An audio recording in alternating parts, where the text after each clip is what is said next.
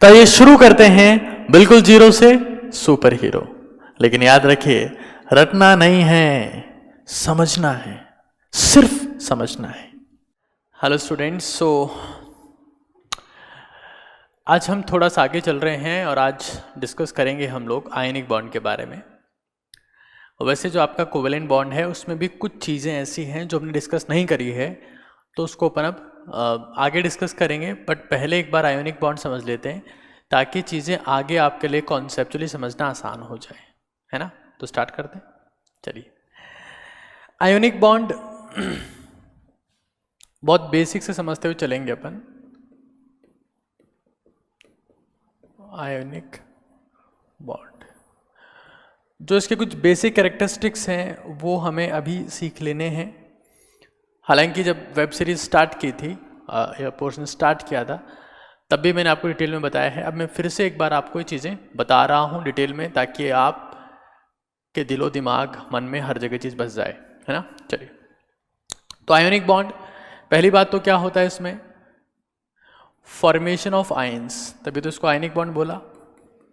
Formation of ions होता है, कैसे होता है, वाया ट्रांसफर ऑफ इलेक्ट्रॉन्स, है ना। या फॉर्मेशन ऑफ आयंस होता है via transfer of electrons, transfer of electrons. Electrons के ट्रांसफर से हमारे पास में क्या होता है, आयंस का फॉर्मेशन होता है।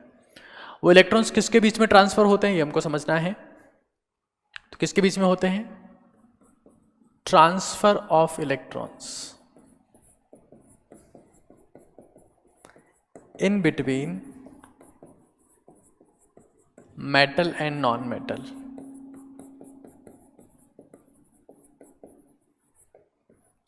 मेटल और नॉन मेटल के बीच में क्या होता है, इलेक्ट्रॉन ट्रांसफर होता है और उससे हमारे पास में मेटल, ऑब्वियस सी बात है, what is metal, any substance which releases electrons.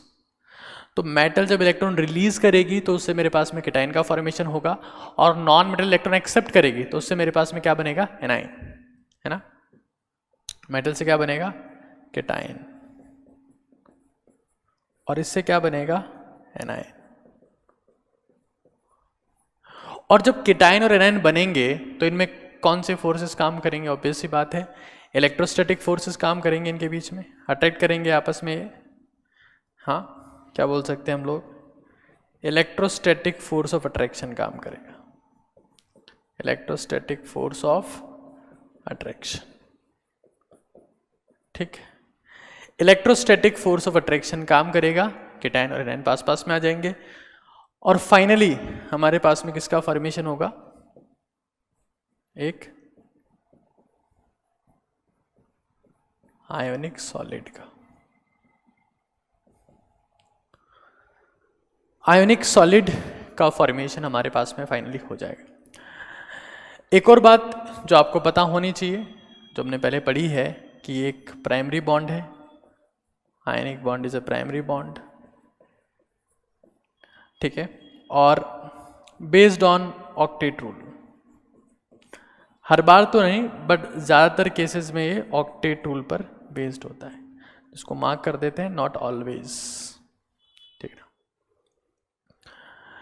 तो आयोनिक बॉन्ड, देखिए हमने बहुत सारी चीज़ें पढ़ी है, जैसे आयोनिक बॉन्ड में इलेक्ट्रॉन ट्रांसफर होता है, कोवेलेंट में इलेक्ट्रॉन की शेयरिंग होती है, कोऑर्डिनेट में पहले ट्रांसफर होता है फिर शेयरिंग होता है, ऐसा मैं आपको बता चुका हूँ। प्राइमरी बॉन्ड्स हमारे पास में 4 टाइप के थे, आयनिक, कोवेलेंट, कोऑर्डिनेट, मेटेलिक, है ना। स्टार्टिंग एपिसोड्स में बताया है आप लोगों को।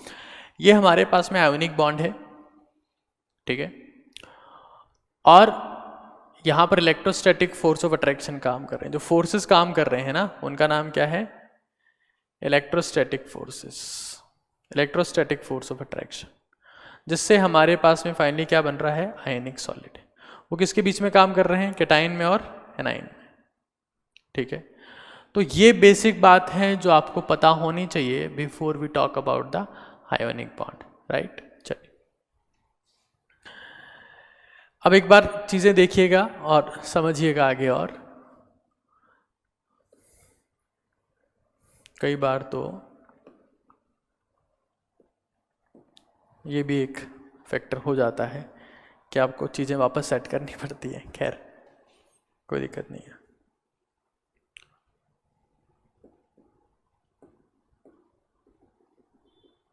चलिए, तो अभी हमने क्या बोला कि हमारे पास, देखिए एक बात आप सभी लोग ध्यान रखिए ना, कई लोग अपना रास्ता बदल लेते हैं, बीच में छोड़ देते हैं, क्विट कर जाते हैं, इम्प्रूवमेंट करने की कोशिश बंद कर देते हैं। एक बहुत बेसिक कैलकुलेशन है, मैं आपको बताता हूँ।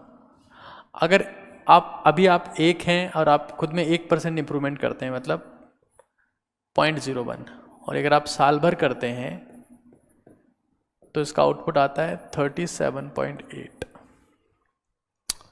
और अगर आप 1 पर हैं और आप हर दिन कुछ नेगेटिव सोचते हैं, मतलब आपने 1% डिक्रीमेंट होता है, तो ये आता है 0.03।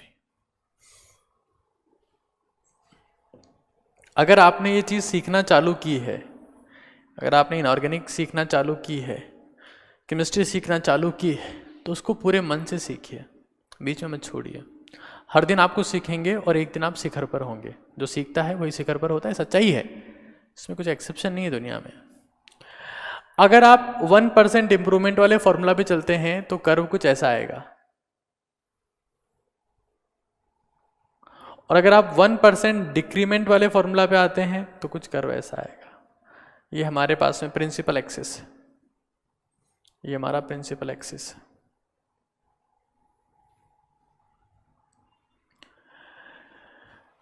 तो अगर आपको एक्सेप्शनल बनना है, ये रास्ता है एक्सेप्शनल बनने का, इससे आप बनेंगे एक्सेप्शनल।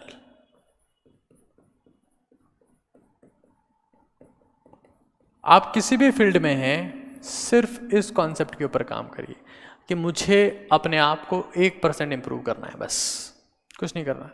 कुछ भी सीखने को जा रहा हूँ, कुछ भी सीखने की कोशिश कर रहा हूँ, बस सीखते जाना है, रोज सीखना है। और ये है रास्ता डिस्ट्रैक्शन का, कि आप खत्म होते जाएंगे, बिल्कुल खत्म हो जाएंगे। मतलब जो 1 था वो 0.03 पे आ गया और यहाँ 37 पर पहुंच गया। तो अब आपको डिसाइड करना है कि आप कौन सा रास्ता चूज करते हैं। एक रास्ता तो चूज होता है, कोई भी हमेशा प्रिंसिपल एक्सिस पर नहीं होता है, कोई सा एक रास्ता आप चूज करेंगे। और इम्पॉर्टेंट बात यह है कि ये रास्ता जो मैंने नीचे बनाया है, ये 99% लोगों का रास्ता है। 1% those who are known as successful, those who are known as successful, ये उन लोगों का रास्ता है। तो आपको सोचना है, आपको डिसाइड करना है कि आप किस रास्ते में ज़्यादा कंफर्टेबल है, ठीक है, कौन सा रास्ता आपको ज़्यादा सूट करता है, राइट। फिलहाल हम लोग थोड़ा सा आगे चलते हैं। तो आयोनिक बॉन्ड के बारे में अभी तक हमने ये सीखा दैट फॉर्मेशन ऑफ आयंस, हमारे पास में मेटल जो है उससे केटाइन बनता है, जो नॉन मेटल है उससे एनाइन बनता है, दोनों में इलेक्ट्रोस्टैटिक फोर्स ऑफ अट्रैक्शन काम करता है, उससे फाइनली आपके पास बनता है आयोनिक सॉलिड। एक और इंटरेस्टिंग बात ये that this is the primary bond, ये एक प्राइमरी बॉन्ड है, और यहाँ पर जो बॉन्ड फॉर्मेशन होता है it is based on the octet rule, not always but in general it is based on the octet rule, है ना। ये बातें आपको पता होनी चाहिए। अब थोड़ा सा आगे चलते हैं, कॉन्सेप्चुअली चीज़ें समझते हैं। चलिए देखिए, ये हमारे पास में है मेटल, फॉर एग्जांपल सोडियम, और ये हमारे पास में क्लोरीन। मोहनजोदाड़ो और हड़प्पा सिविलाइजेशन के टाइम से आप NaCl का एग्जाम्पल देख रहे हैं, इसलिए मैंने भी सही लिया है, you people are very comfortable in it, ठीक है ना। तो सोडियम है, सोडियम क्या है, मेटल है, इलेक्ट्रॉन रिलीज करेगा, इसको मिलती है आयनाइजेशन एंथैल्पी, ठीक है। मतलब इस प्रोसेस के लिए डेल्टा H क्या है, पॉजिटिव है, this is an endothermic process, उससे क्या बनता है Na+, दैट इज केटाइन, और साथ में इलेक्ट्रॉन। ये जो इलेक्ट्रॉन हमारे पास में रिलीज हुआ, ये इलेक्ट्रॉन ये एक्सेप्ट करता है, उससे हमारे पास में क्या बनता है Cl-, और जब इलेक्ट्रॉन एक्सेप्ट करेगा तो उस केस में क्या होगी, एनर्जी रिलीज होगी, उसको बोलते हैं delta EgH, that is what, the electron gain enthalpy, electron gain enthalpy. ठीक है, तो एक बन गया मेरे पास में Na+, एक बन गया Cl-। अब दो ऑपोजिट चार्जेस हैं, दोनों के बीच में कौन से फोर्सेस काम करेंगे? तो दोनों के बीच में फोर्स काम करते हैं electrostatic force of attraction, electrostatic force of attraction. ठीक है ना, और उससे बनता है आपके पास में आयोनिक सॉलिड, या आप कह सकते हैं आयोनिक कंपाउंड। ठीक है, ये थोड़ा सा बेसिक है जो आपको जिसका आइडिया होता है, आपको पता होता है कि ठीक है मेटल इलेक्ट्रॉन रिलीज करेगा एंड सो। ठीक है, आयोनिक सॉलिड का फॉर्मूला क्या लिख सकते हैं? Na+, Cl-। साधारण नमक जिसे हम बोलते हैं, जो आजकल आयोडीन युक्त आता है, ये भी हमें पता है। अब देखिए एक बार, अब मैं कॉन्सेप्चुअल लेवल पर जा रहा हूं। हम एक बात जानते हैं कि दुनिया में चाहे कोई सा भी बॉन्ड बनो, हाँ, हर एक बॉन्ड का अल्टीमेट टारगेट क्या होता है? दुनिया में चाहे कोई सा भी बॉन्ड बनो, what is the ultimate target of any bond? तो हम लोग क्या बोलेंगे? To release the energy. Bond formation का अल्टीमेट टारगेट क्या है? बॉन्ड फॉर्मेशन का जो अल्टीमेट टारगेट है वो क्या है? Decrease the energy and increase the stability. क्योंकि हम लोग जानते हैं कि जब जब हमारे पास में एनर्जी कम होती है तो उस केस में स्टेबिलिटी बढ़ती है। जब भी आप किसी एक बड़े बुजुर्ग व्यक्ति को देखते हैं तो वो घर में ही मिलते हैं अक्सर, because they have low energy now. वो बाहर घूमने नहीं जा सकते, कुछ कर भी नहीं सकते हैं। कोई घर में अगर कोई यंग इंसान रहता है, कोई टीनेजर रहता है, तो हमेशा बाहर ही घूमता फिरता है, because he has a lot of energy. और अगर घर में ही है तो एक रूम से उसमें, दूसरे रूम से तीसरे रूम में, चौथे रूम में, ऐसे मूव करता रहता है ना, because he has lot of energy, right. But at the end, मान लीजिए अगर आप लोग पढ़ते हैं, आप लोग पढ़ रहे हैं, किसी चीज़ की तैयारी कर रहे हैं, एग्जाम की तैयारी कर रहे हैं, कॉन्सेप्चुअली आप लोग चीज़ें सीख रहे हैं, स्ट्रॉन्ग हो रहे हैं, the ultimate target of every one's life is to achieve stability. वो कुछ ऐसे स्टेज पर पहुंच जाए कि फिर उन्हें भटकना ना पड़े, परेशान ना होना पड़े, यहाँ से वहाँ भागना ना पड़े, right. This is the ultimate target of every task we do, everything we do. हम चाहते हैं कि हमारी ज़िंदगी में स्टेबिलिटी हो, हमें भागना ना पड़े, परेशान ना होना पड़े, राइट। तो जो हम चाहते हैं वही ये चाहते हैं, क्योंकि हम इन्हीं से बने हैं, एलिमेंट से, है ना। चलिए, तो बॉन्ड फॉर्मेशन का अल्टीमेट टारगेट क्या है? एनर्जी को कम करना और स्टेबिलिटी को इंक्रीज करना। अब एनर्जी कम कैसे हो सकती है? एनर्जी को कम करने का तरीका क्या है? ये जो एनर्जी हमने टारगेट लिया है कि इसे कम करना है, इसे कम आप कैसे कर सकते हैं? एनर्जी को कम करने का तरीका क्या है? तो एनर्जी को कम करने का तरीका सिंपल है, एनर्जी को रिलीज कर दिया जाए, और कोई तरीका नहीं। जैसे मान लीजिए आप सुबह उठे और आपने बहुत ज़बरदस्त तरीके से एक्सरसाइज करी, बहुत मेहनत करी, तो क्या होगा? एनर्जी आपकी रिलीज होगी, उसके बाद आपको नींद आएगी, आप रेस्ट करेंगे, कॉमन सेंस की बात है। तो एनर्जी को कम करने का तरीका क्या है? That we have to release the energy, release the energy. Energy को आप रिलीज कर दें, this is the ultimate target. अब यहां पर आप लोग देख रहे हैं इस प्रोसेस में, बहुत बेसिक चीज मैं आपसे पूछ रहा हूं, कहां पर एनर्जी रिलीज हो रही है? जब, क्या आयनाइजेशन एंथैल्पी में रिलीज हो रही है? क्या इसमें रिलीज हो रही है? और जब इलेक्ट्रोस्टैटिक फोर्स ऑफ अट्रैक्शन से आयनिक सॉलिड बन रहा है तब रिलीज हो रही है। कॉमन सेंस की बात है, जब आयंस बने हैं तो आयंस आपस में टकराएंगे, तो हो सकता है कुछ एनर्जी रिलीज हो। खैर, सोडियम से बना Na+, इस प्रोसेस में हमें एनर्जी चाहिए जिसका नाम क्या है? Ionization enthalpy. ये आपको देनी पड़ेगी, मिलती नहीं है, देनी पड़ती है। तो आयनाइजेशन एंथैल्पी हमें प्रोवाइड करनी है, तो ये प्रोसेस कैसा हो गया? डेल्टा है, जिसके लिए हमने बोला पॉजिटिव, मतलब ये प्रोसेस कैसा है? एंडोथर्मिक। एंडोथर्मिक मतलब क्या है? Energy consuming. दुनिया में जब भी आप चीज़ों को सेपरेट करना चाहते हैं, अलग अलग करना चाहते हैं, तो वहाँ एनर्जी चाहिए होती है। मान लीजिए कोई मतलब पहले उनमें फोर्स था, अट्रैक्शन काम कर रहा था, अब आप उनको अलग करना चाहते हैं तो एनर्जी चाहिए आपको। मान लीजिए ये पेन है, ये मान लो नीचे गिर जाता है, क्यों गिरा नीचे? क्योंकि ग्रेविटेशनल फोर्स काम कर रहा है। किसके बीच में? ज़मीन के बीच में, मतलब धरती के बीच में और उस पेन के बीच में। तो मुझे धरती को और उस पेन को सेपरेट करना है तो क्या चाहिए? एनर्जी चाहिए, वरना सेपरेट ही नहीं होगा। सेपरेशन इज ऑलवेज, जब भी आपको चीज़ें तोड़नी है वी नीड एनर्जी। अगर इसको मान लो मुझे 2 टुकड़ों में ब्रेक करना है तो I need energy. Separation always requires energy. हाँ, जब चीज़ें अटैच होती है, जैसे मान लो मैंने ताली बजाई ऐसे, जब चीज़ें अटैच होती है तो उस केस में एनर्जी रिलीज होती है। Separation always consumes energy. ठीक है, तो अगर मैंने Na+ और इलेक्ट्रॉन को अगर सेपरेट करना चाह रहा हूं मैं, है ना, तो उस केस में I need to supply energy over here. बिना उसके ये ब्रेक नहीं हो सकते। ठीक है, तो हमने क्या बोला कि ये मेरे पास में एक एंडोथर्मिक प्रोसेस, एनर्जी चाहिए। हमने क्या बोला था कि बॉन्ड फॉर्मेशन का अल्टीमेट टारगेट क्या है? एनर्जी को कम करना और स्टेबिलिटी को बढ़ाना। स्टेबिलिटी को बढ़ाना और एनर्जी को कम करना। जब आप इलेक्ट्रॉन बाहर निकाल रहे हैं सोडियम से या किसी भी मेटल से, क्या उस प्रोसेस में एनर्जी रिलीज हो रही कि कंज्यूम हो रही है? कंज्यूम हो रही है। Ionization enthalpy is being consumed, consume हो रही है। और कंज्यूम हो रही है तो स्टेप क्या हो जाएगा? This is unfavourable step. Unfavourable क्यों?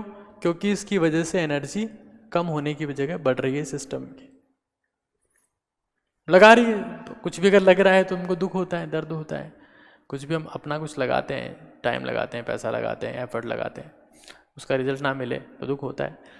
तो यहाँ लग रहा है, इवन रिजल्ट मिले ना मिले वो बात की बात है, दुख होना पहले ही चालू हो जाता है ना। खैर, तो ये अनफेवरेबल है। The energy that you are supplying to sodium to convert into Na+ is unfavourable because इसमें एनर्जी देनी पड़ रही है। What is the ultimate target of bond formation? Is to release the energy so that we can increase the stability, right? यहां देखो, chlorine में एक electron जुड़ा और उससे एनर्जी बाहर आई, डेल्टा H इज नेगेटिव। ये कौन सा प्रोसेस है? एक्सोथर्मिक। तो ये क्या हो जाएगा? फेवरेबल। ठीक है, अब Na+ और Cl- में कौन से फोर्सेस काम कर रहे हैं? Electrostatic force of attraction. मैंने स्पेसिफाई किया है, इलेक्ट्रोस्टैटिक फोर्स ऑफ अट्रैक्शन। अगर मान लो ये पेन है, नीचे जमीन है, पेन में और जमीन में कौन से फोर्सेस काम कर रहे हैं? Gravitational force of attraction. वो अट्रैक्शन ही होता है हमेशा, चार्जेस के बीच में तो रिपल्शन भी हो सकता है ना।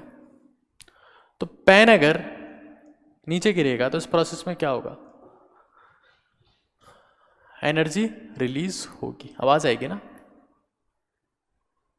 होगा कि नहीं होगा? तो जब ये दो आयंस आपस में टकराते हैं तो यहां पर भी इलेक्ट्रोस्टैटिक फोर्स ऑफ अट्रैक्शन की वजह से कुछ एनर्जी रिलीज होती है और उसका नाम होता है क्या? उसका नाम क्या होता है? उसका नाम होता है लैटिस एनर्जी।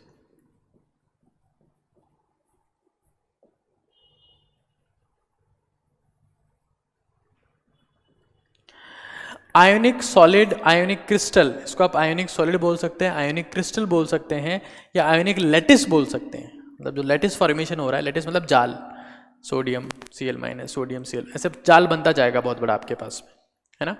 आयोनिक सॉलिड बोल सकते हैं, आयोनिक क्रिस्टल बोल सकते हैं, आयोनिक लैटिस बोल सकते हैं। तो कौन से फोर्सेस काम कर रहे हैं यहाँ पर? Electrostatic force of attraction. और जो एनर्जी रिलीज हो रही है उसका नाम क्या है? Lattice energy. This is very important term.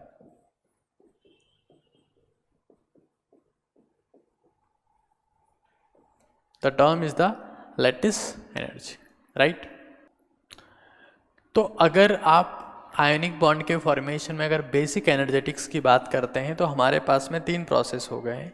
कौन कौन से? या 3 नाम हो गए हैं। कौन कौन से? एक तो हो गया आयनाइजेशन एंथैल्पी, आयनाइजेशन एंथैल्पी। एक हो गया इलेक्ट्रॉन गेन एंथैल्पी।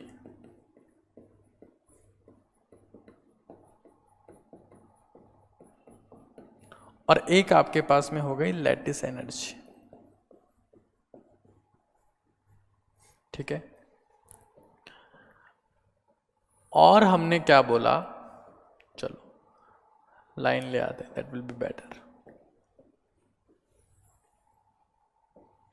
और हमने क्या बोला कि जो आयनाइजेशन एंथैल्पी है उसके लिए डेल्टा एच क्या है, पॉजिटिव। ठीक है ना, पॉजिटिव है। आयनाइजेशन एंथैल्पी जो डेल्टा एच है पॉजिटिव है। इसका मतलब ये क्या हो जाएगी हमारे पास में, अनफेवरेबल। इसके लिए डेल्टा एच क्या है, नेगेटिव, मतलब एनर्जी बाहर निकलती है, एक्सोथर्मिक है, तो ये क्या हो जाएगी, फेवरेबल। लैटिस एंथैल्पी जिसमें Na प्लस और Cl माइनस से लैटिस बन रहा है, अगर यहां बात की जाए तो यहां पर भी इलेक्ट्रोस्टैटिक फोर्स ऑफ अट्रैक्शन काम करे, जहां अट्रैक्शन काम करता है एनर्जी रिलीज होती है, तो ये भी क्या हो गई, फेवरेबल। तो क्या फेवरेबल ही जिंदगी में चाहिए, क्या अनफेवरेबल होना ही नहीं चाहिए लाइफ में कुछ भी? क्या जिंदगी में सब कुछ फेवरेबल होना चाहिए? जिंदगी में अगर सब कुछ फेवरेबल होगा तो जिंदगी जीने की इच्छा ही खत्म हो जाएगी। सपने अगर मर गए, क्या मेरा सपना पूरा नहीं हुआ? अधूरे सपने जीने की इच्छा तय करते हैं। जिसके जितने ज़्यादा अधूरे सपने होते हैं उसके जीने की इच्छा उतनी ज़्यादा होती है। जब कोई इंसान मर रहा होता है तो आखिर में हम यही कहते हैं कि आपकी कोई आखिरी ख्वाहिश है क्या? बट जिंदगी में कौन सा इंसान जीने की बहुत ज़्यादा जील रखेगा, इस बात से डिफाइन होता है कि उसने सपने कितने रखे हैं। सपने जिंदा हैं तो आप जिंदा हैं, सपने मर गए आप मर गए। और जिसके जितने ज़्यादा सपने हैं उसमें जीने की इच्छा उतनी ही ज़्यादा होती है। तो सपने पालिए, बुरे शौक नहीं, सपने पालिए, बहुत आगे लेके जाएंगे। हाँ, शौक पालना आसान है, 99% लोग शौक ही पालते हैं। सपने पालने के लिए जिगर चाहिए होता है, जिगरा चाहिए होता है, हिम्मत चाहिए होती है। अगर पालना सीख जाते हैं तो आपको जीना सिखा देते हैं। सपने पालिए। अनफेवरेबल कंडीशन हमें जीना सिखाती है, या अनफेवरेबल कंडीशन है। हमने बोला डेल्टा एच पॉजिटिव है, लेकिन अगर ये नहीं होगा तो केटायन ही नहीं बनेगा, इलेक्ट्रोस्टैटिक फोर्स ऑफ अट्रैक्शन ही काम नहीं करेगा। तो इसको होना तो है, it should be there to formation of an ionic bond, for the formation of ionic bond. होना ही तो चाहिए, लेकिन ज़्यादा होनी चाहिए कि कम होनी चाहिए? तो अनफेवरेबल है तो कम होनी चाहिए, मिनिमम लो। ये हाई होनी चाहिए, बिल्कुल हाई होनी चाहिए। और लैटिस एंथैल्पी ये भी हाई होनी चाहिए, है ना।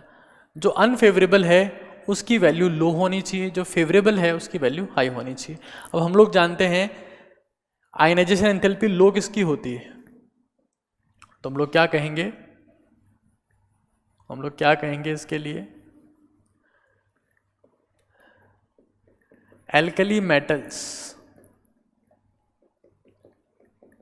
And alkali earth metals. पता है ना आपको, first A group second A group, first A group second A group, lithium sodium potassium rubidium caesium beryllium magnesium calcium strontium barium, they have low ionization enthalpy.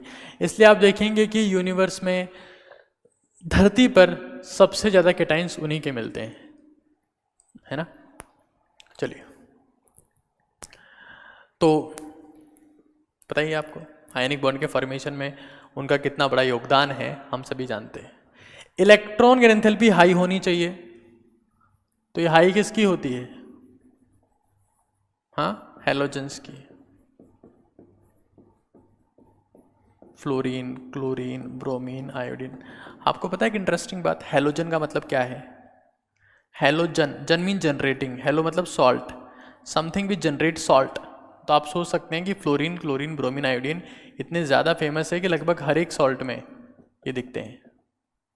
Cl minus, Br minus, I minus, लगभग हर एक salt में ये आपको दिखेंगे, इतने ज़्यादा popular हैं ये।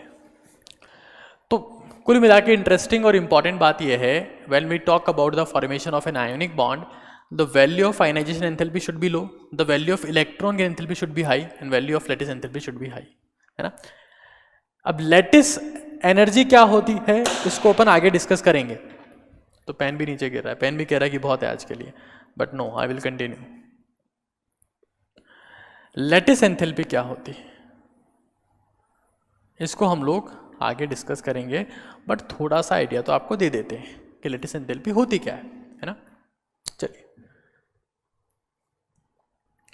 देखिए, हम ये जानते हैं वर्क इक्वल्स टू एनर्जी, ये तो हम लोग जानते हैं, चाहे दुनिया में कोई सी भी एनर्जी हो वो वर्क के बराबर होती है।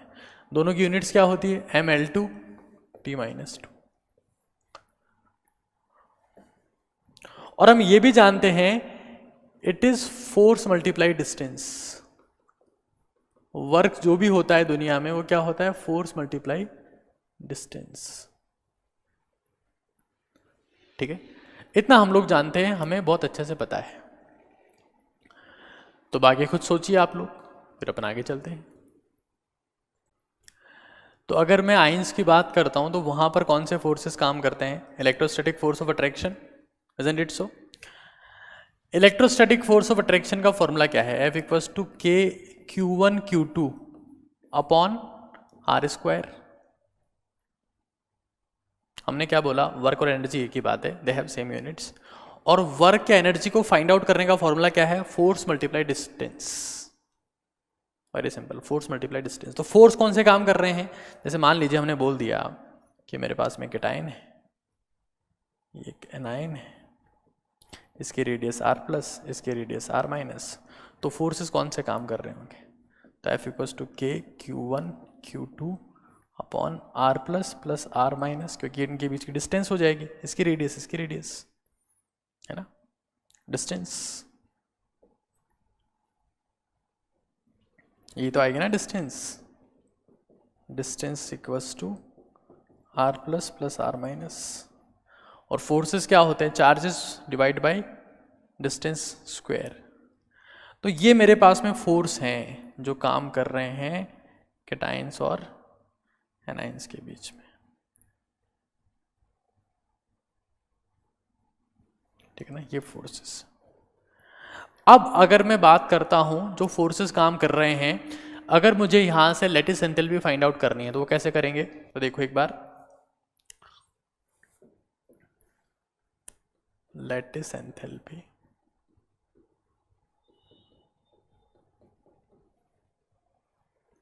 Is equals to force multiply distance. तो फोर्स मेरे पास में कितना है, K Q1 Q2 upon R plus R minus का square, K Q1 Q2 R plus R minus का स्क्वायर मल्टीप्लाई डिस्टेंस, फिर से वही पुट करेंगे R plus plus R minus, cancel out हो जाएगा यहां से, ठीक है। तो मेरे पास में लैटिस एंथैल्पी का फॉर्मूला क्या आ जाएगा, K Q1 Q2 upon R plus plus R minus distance, ठीक है। लैटिस एंथैल्पी को जो रिप्रेजेंट करने का तरीका है वो U से करते हैं अपन, U बराबर लैटिस एंथैल्पी, एनर्जी या एंथैल्पी, और फॉर्मूला क्या होता है इसका, K Q1 Q2 R plus plus R minus. रटना नहीं है, समझना है, याद नहीं करना है, सीखना है कि जब भी हमें दुनिया में जो भी एनर्जी फाइंड आउट करनी हो, let's if we talk about the potential energy, तो पोटेंशियल एनर्जी का फॉर्मूला क्या लिखते हैं हम लोग, mgh तो लिखते हैं, आज तक क्या लिखा है हमने, mgh लिखा है, mgh, mg क्या है, वहां पर फोर्स काम कर रहा है जो ग्रेविटेशनल फोर्स ऑफ अट्रैक्शन, और h क्या है, डिस्टेंस। तो हम यही लिखते हैं हमेशा, फोर्स मल्टीप्लाई डिस्टेंस। तो ये आपके पास में होती है लैटिस एंथैल्पी। फॉर्मूला क्या हो गया, K Q1 Q2 upon R plus R minus, R plus क्या है, radius of cation, R minus क्या है, रेडियस ऑफ एनायन, और R प्लस R माइनस का मतलब क्या है, दोनों के बीच में डिस्टेंस, है ना, डिस्टेंस, किसके बीच में distance, in between cation and A9, cation और एनाइन के बीच में डिस्टेंस है उसकी बात कर रहे हैं, ठीक है। तो आज बहुत बेसिक सी बात मैं आपको बता रहा हूं कि जब हमारे पास में आयोनिक बॉन्ड जो होता है वो कैसे बनता है, उसके लिए सबसे पहले आयंस का फॉर्मेशन होता है ना। वो कैसे होता है, वाया ट्रांसफर ऑफ इलेक्ट्रॉन्स, ठीक है ना, वाया ट्रांसफर ऑफ इलेक्ट्रॉन्स, ठीक है। किसके बीच में होता है, मेटल्स और नॉन मेटल्स के बीच। मेटल्स क्या करती हैं, मेटल्स जो हैं वो इलेक्ट्रॉन को रिलीज करती है, उससे क्या बनता है केटाइन। नॉन मेटल्स क्या करती है, इलेक्ट्रॉन्स को एक्सेप्ट, उससे क्या बनता है एनाइन। फिर दोनों के बीच में इलेक्ट्रोस्टैटिक फोर्स ऑफ अट्रैक्शन से बनता है आयोनिक सॉलिड, है ना, ठीक है। ये एक प्राइमरी बॉन्ड है और इन जनरल ऑक्टेटूल पर बेस्ड है। फिर देखिए जो मेटल है उससे इलेक्ट्रॉन बाहर निकलेगा, मतलब वहां पर जो आपके पास में एनर्जी काम में आएगी वो कौन सी है, आयनाइजेशन एंथैल्पी। ये अनफेवरेबल है, क्यों, क्योंकि चाहिए। दुनिया में चाहे कोई सा भी बॉन्ड बनता हो, दुनिया में किसी भी बॉन्ड का टारगेट क्या है, एनर्जी को बाहर निकालना, एनर्जी को रिलीज करना। This is ultimate target, energy को रिलीज करना ताकि स्टेबिलिटी बढ़ सके। और स्टेबिलिटी तभी बढ़ेगी जब एनर्जी रिलीज होगी। तो every bond have a single गोल, उनका मकसद एक ही है, सपना एक ही है, गोल एक ही है, release the energy as much as possible. और किसी भी स्टेप में अगर एनर्जी काम आ रही है, कंज्यूम हो रही है, तो that is not helpful part, वो नुकसानदायक सौदा है, वो नहीं चाहता है वो ऐसा हो। बट अगर हो रहा है, ठीक है, हो रहा है तो अच्छी बात है, क्योंकि उसके बिना भी काम नहीं चलेगा ना। जिंदगी में अनफेवरेबल सिचुएशंस भी होती हैं, लोग शौक पालते हैं। लोग, जितने लोग हैं इस दुनिया में, शौक पालते हैं, शौक। आप सपने पालिए। जो शौक पालता है बहुत दुखी रहता है, फ्रस्ट्रेटेड रहता है, क्योंकि शौक पालने वाला इंसान चारों तरफ देखता है, सपने पालने वाला इंसान अपने आप को देखता है। तो आप क्या पालते हैं उससे कि डिसाइड होगा कि आप खुश रहेंगे, दुखी रहेंगे, आप कुछ कर पाएंगे या आप खत्म हो जाएंगे। सपने पालिए। अभी आप सपने पालना सीख रहे हैं, मैं उम्मीद करूंगा कि आप सपने पालना कभी छोड़े ना। लोग बहुत जल्दी छोड़ देते हैं सपने पालना, शौक नहीं छोड़ते हैं, सपने पालना बहुत जल्दी छोड़ देते हैं। सपना पूरा नहीं हुआ, हटाओ यार, मेहनत करनी ही नहीं है। शौक, माँ बाप रिक्वेस्ट करते हैं, वो डॉक्टर के पास में जाते हैं, एडिक्शन डी एडिक्शन सेंटर में जाते हैं, फिर भी नहीं छोड़ पाते हैं। और सपने पालना सिर्फ 1 साल में छोड़ देते हैं, और ज़िंदगी भर शौक पालना नहीं छोड़ पाते हैं, इसलिए अनसक्सेसफुल रहते हैं। सपने पालिए, बहुत आगे जाएंगे। हमने कहा कि क्लोरीन जो है मेरे पास में, उससे बना Cl-। उस प्रोसेस में जब क्लोरीन ने इलेक्ट्रॉन एक्सेप्ट किया तो क्या हुआ, एनर्जी रिलीज हुई, उसका नाम क्या है, electron gain enthalpy, and that is an exothermic process. तो इसके हम लोग क्या बोलेंगे, इट इज फेवरेबल वन। और जब दोनों आयंस बन गए तो उनमें इलेक्ट्रोस्टैटिक फोर्स ऑफ अट्रैक्शन काम कर रहा है, जिससे हमारे पास में आयोनिक सॉलिड बन रहा है, आयोनिक क्रिस्टल बन रहा है, या आयोनिक लैटिस बन रहा है। और उस प्रोसेस में रिलीज होने वाली एनर्जी को हम लोग क्या बोलते हैं, लैटिस एनर्जी, लैटिस एंथैल्पी, जिसको हम लोग यू से रिप्रेजेंट करते हैं, you, capital you. Clear, detail में और बात करेंगे इसके बारे में। खैर, तो कुल मिला के 3 फैक्टर्स हमारे पास में आ गए, ionisation enthalpy, electron gain enthalpy और लैटिस एंथैल्पी। ये दोनों क्या हैं, फेवरेबल हैं, ये क्या है, अनफेवरेबल है। Unfavourable, this is unfavourable, unfavourable, unfavourable, ठीक है, क्लियर है। चलिए, अब अगर मैं इसकी बात करता हूं, मैंने बताया कि लैटिस एंथैल्पी होती क्या है, तो क्या होती है, एनर्जी या वर्क एक ही बात है, एनर्जी mLT2 T-2 होता है, फोर्स मल्टीप्लाई डिस्टेंस, फोर्स ये काम कर रहा है, डिस्टेंस से मल्टीप्लाई कर दिया, ये आ गया, है ना। तो लैटिस एंथैल्पी क्या होती है, directly proportional two charges, directly proportional two charges, inverse two the distance, आप ये कह सकते हैं। लैटिस एंथैल्पी के लिए आप फॉर्मूला क्या लिखेंगे,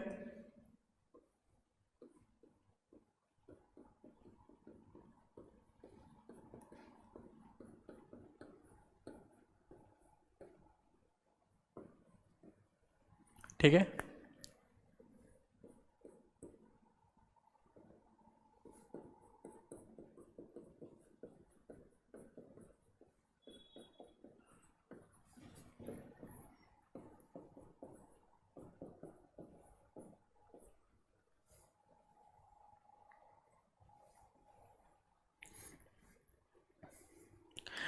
लैटिस एंथैल्पी जितनी ज़्यादा रिलीज होती है ना, लैटिस एंथैल्पी जितनी ज़्यादा रिलीज होती है उस केस में बॉन्ड उतना ही स्ट्रांग बनता है।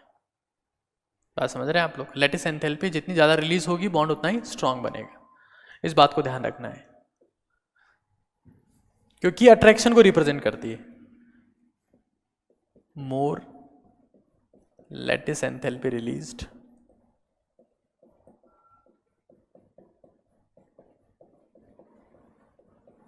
उतना ही क्या होता जाएगा मेरे पास में, स्ट्रॉन्गर बॉन्ड, स्ट्रॉन्गर बॉन्ड। ठीक है, lattice enthalpy represents attraction, represents attraction.